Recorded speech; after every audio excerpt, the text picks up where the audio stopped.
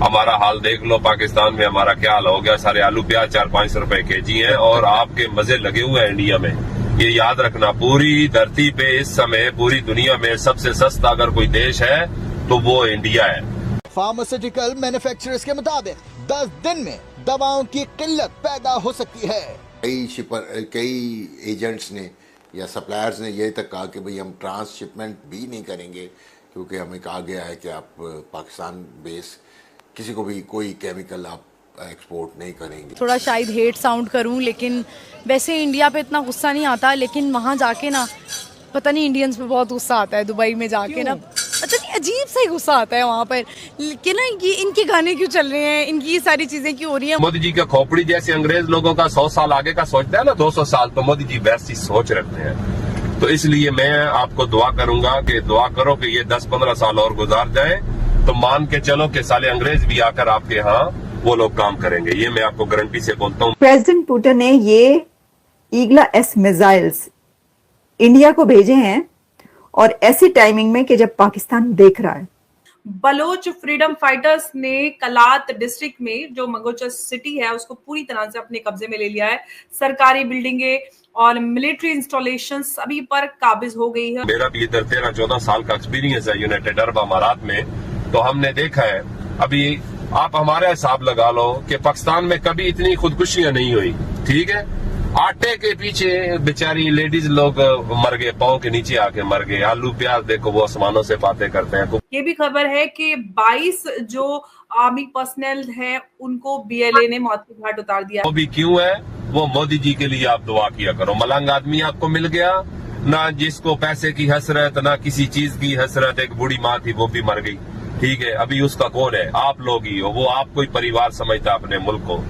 तो देखो United Arab अमारात में पहले एग्रीमेंट था, तो अभी G20 भी गया, तो पूरा अरब उन्होंने मानो कि अपने साथ अटैच कर लिया। जो ट्रेन आपको जैसे कि बताई है कि वो ट्रेन है इस समय चल रही है अबू धाबी से फुजेरा के लिए, और आने वाले समय में 2035 तक वो ट्रेन जो है अबू धाबी से फिर जाएगी वो Qatar, Bahrain, Saudi, Kuwait, Oman, अलैंड से होके आएगी फुजेरा, और फुजेरा से जाएगी बम्बई बरास्ता समुंदर के रास्ते से।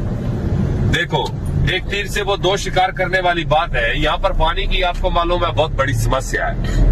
पानी समुद्र का साफ करके पिलाते हैं, फिर उठा ले जाते हैं, फिर साफ करते हैं। आपने रोडों पे ये देख रहे हैं फूल पेड़ वगैरह लगे हुए हैं, तो यहाँ पर 2 दफा साफ करके वो पानी जाकर खत्म होता है। तो वो उस ट्रेन के नीचे डाली जाएगी पाइपलाइनें डालने का ये मकसद है कि आपके इंडिया से आएगा पानी और यहाँ से जाएगा डीजल पेट्रोल। तो मानो दोनों देश बहुत आगे बढ़ जाएंगे।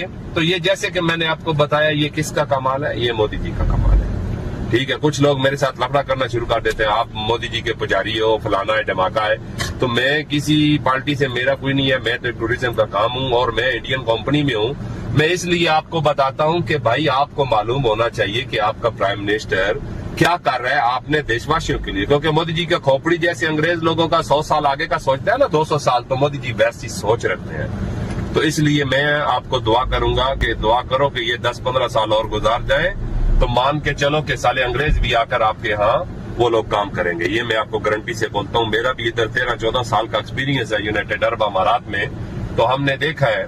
अभी आप हमारा हिसाब लगा लो कि पाकिस्तान में कभी इतनी खुदकुशियां नहीं हुई, ठीक है। आटे के पीछे बेचारी लेडीज लोग मर गए, पाँव के नीचे आके मर गए। आलू प्याज देखो वो आसमानों से बातें करते हैं। कुकिंग ऑयल देखो, ठीक है। तो आप तो माशाल्लाह देखो कहाँ पहुंच गए, जिसका कोई हिसाब नहीं है। फिर आप देखो ग्रोसरी शॉप यूनाइटेड अरब अमारात में, क्या पूरे अरब में उसकी ओनर भी इंडियन, सुपर मार्केटों के ओनर भी इंडियन, लुलू बड़ा हैबर मार्केट है उसका भी ओनर इंडियन, गोल्ड के काम में 85% इंडियन, रहने वाली जगह में बरदुबई, करामा, ऊद में था, इब्ने बतूता मॉल की बैक साइड में, डाउन टाउन में, पाम जमेरा में, यहाँ पर भी सबसे ज्यादा इंडियन है। पाम जमेरा वो जगह है जो डेट्स का दरख्त जो बना हुआ है ना समुद्र के अंदर, उसी में देखो अंबानी जी के साहबजादे का भी घर है और शाहरुख खान का भी घर है, ठीक है। तो हर चीज में देखो आपकी कितनी रिस्पेक्ट है। सबसे बड़ी बात है यूनाइटेड अरब अमारात में ये मजहब वाले भेदभाव बिल्कुल नहीं है। बिल्कुल नहीं है मजहब भेद वाला। ये भाई हिंदू है, ये मुस्लिम, एक थाली में सब मिलकर खा रहे हैं। देखो अबू धाबी में स्वामी नारायण भगवान जी का मंदिर बन रहा है, वो किसने बनवाया? एग्रीमेंट किसने किया? मोदी जी ने किया। किन के साथ किया? शेख खलीफा बिन जायद अल नहयान के साथ किया, जो मर गए हैं। दुबई में भगवान जी का मंदिर बना के दिया, सारे भगवान है। गुरुद्वारा साहब बना के दिया, क्रिश्चियन लोगों के लिए सब कुछ बना दिया। तो आने वाले समय में मेरे हिसाब से आपका इंडिया बहुत और आगे बढ़ जाएगा, क्योंकि मोदी जी की जो पूरी टीम है। अभी आप योगी जी का एरिया ले लो, मैं बैठा यहाँ हूँ, तो वो देखो वहां पर बोलते हैं शाम के बाद कोई बाहर नहीं निकलता था, ठीक है। तो अभी उधर दिन रात और चांद चांदनी बनाई हुई है, कोई टेंशन नहीं है। तो इसी तरह ये सारा कुछ सिटी टूर में होता है। तो मैंने बोला कि मैं आपको बता दूं कि भाई आपके लिए आपके मोदी जी क्या सोचते हैं, जो हमारे इल्म में हम उसके हिसाब से आपको बता रहे हैं। रशिया ने इंडिया को एक बहुत कमाल के एयर डिफेंस के लिए मिसाइल्स भेज दिए हैं। कहा जा रहा है कि president Putin sends Igla S missiles, और ये जो ईगला एस मिसाइल्स हैं ये इंडिया के एयर डिफेंस सिस्टम को बहुत स्ट्रॉन्ग बना रहे हैं। और ये स्टेप एक ऐसे वक्त में नजर आया है कि जब दोनों कंट्रीज जंग के दहाने पर खड़े हैं। तो आइए आपको इस खबर के बारे में डिटेल्स बताते हैं कि रशिया की तरफ से ये जो स्टेप लिया गया ये कैसा है। देखिए अभी तक दुनिया में जो जंगें लगी, जो जंगें होती रही, उसमें ये देखा कि कंट्रीज अपने जो अलाइज, अपने पार्टनर्स, अपने दोस्तों की मदद करते हैं जंग के वक्त में। और एक ऐसे ही वक्त में रशिया की तरफ से इस टाइमिंग, ये जो टाइमिंग है ये बहुत इंपॉर्टेंट है। प्रेसिडेंट पुतिन ने ये ईगला एस मिसाइल्स इंडिया को भेजे हैं, और ऐसी टाइमिंग में कि जब पाकिस्तान देख रहा है। और आप ये देखें कि हमने इससे पहले वाले शो में आपको ये बताया था कि रशिया के फॉरेन मिनिस्टर ने कॉल की थी इंडिया, और सब ये कह रहे थे कि उन्होंने ये कहा है कि जी आप जो हैं अगर डिप्लोमेसी चाहते हैं तो हम करवा देते हैं। तो मेरा तो ख्याल है कि उन्होंने ये कहा होगा कि हम आपको ये डिफेंस मिसाइल्स भेज रहे हैं। और कहां वो फोन कर रहे थे? डिप्लोमेसी के लिए, जो कि लोग कह रहे थे, जो खबरें आ रही थी। और कहां उसी के साथ ये खबर मिलती है कि अब एक बड़ी खेप प्रेसिडेंट पुतिन की तरफ से इंडिया को डिफेंस मिसाइल्स, ईगला एस मिसाइल्स वो दिए जा रहे हैं।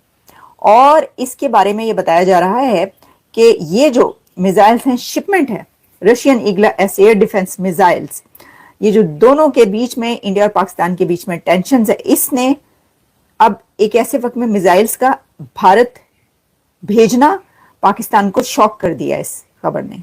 ये जो एक स्टेप लिया है रशिया ने, वैसे तो देखिए मैं ये समझती हूं कि इसमें शॉक होने वाली कोई बात नहीं है। वो क्यों?